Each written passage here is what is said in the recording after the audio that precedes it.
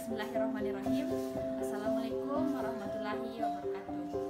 Perkenalkan, nama saya Ade Puspita Ramadhani dari kelas B7 jurusan Kesehatan Masyarakat dari Universitas Muslim Indonesia.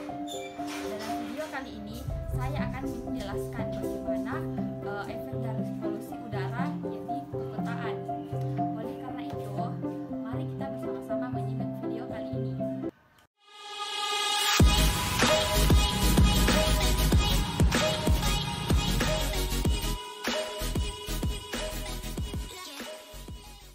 Permasalahan terhadap lingkungan adalah sebuah isu yang selalu digaungkan secara terus-menerus dalam beberapa waktu dekat ini.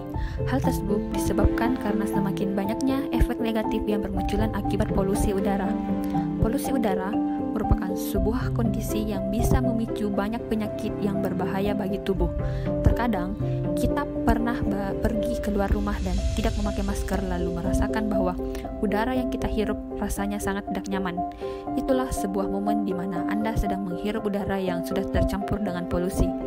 Tidak bisa disamakan dengan kondisi udara pada 10 tahun yang lalu karena saat ini Anda harus benar-benar menggunakan masker ketika Anda keluar rumah untuk menghirup udara yang sudah tercampur polusi tersebut. Namun, sebenarnya apakah pengertian dari polusi udara yang selalu Anda dengar tersebut? Dikutip dari Lingkungan Hidup, pencemaran udara adalah sebuah kondisi di mana kehadiran satu atau lebih substansi kimia, fisik, ataupun biologis lainnya di antara atmosfer dari jumlah yang berbahaya. Kadar yang berlebihan bisa berbahaya bagi kesehatan manusia dan makhluk hidup lainnya apabila dihirup secara langsung. Polusi udara dikategorikan sebagai salah satu jenis pencemaran lingkungan hidup selain dari pencemaran tanah, pencemaran suara, dan pencemaran air. Persentase tingkat polusi udara di Kota Makassar sangat memprihatinkan dan mulai mengancam kesehatan dengan indeks pencemaran mencapai 87,83% sampai 90%. Penyumbang polusi terbesar adalah asap yang mengandung karbon monoksida, CO2 dari kendaraan bermotor dan industri.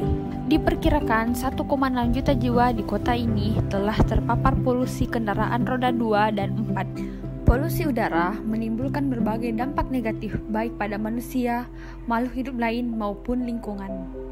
Polusi udara juga bisa terjadi karena semakin banyaknya kendaraan pribadi yang memenuhi jalan kota. Masalah emisi yang tidak terlalu ketat membuat polusi tersebut menjadi semakin parah. Bahkan kendaraan yang mengeluarkan asap dari knalpot masih diizinkan untuk beroperasi. Sesuai dengan kandungannya yang berbahaya, polusi udara pastinya mempunyai dampak negatif yang bisa dirasakan secara langsung bagi siapa saja. Polusi udara bisa mempengaruhi saluran pernapasan manusia dan hewan.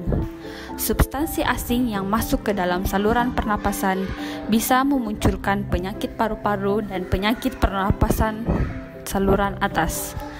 Tidak hanya saluran pernapasan saja yang bisa terganggu karena dalam jangka panjangnya polusi udara yang terhisap dan masuk ke dalam tubuh bisa mengganggu kerja dari hemoglobin. Apabila bekerja dari hemoglobin tersebut menjadi terganggu, maka oksigen tidak bisa beredar di dalam tubuh secara langsung dan normal.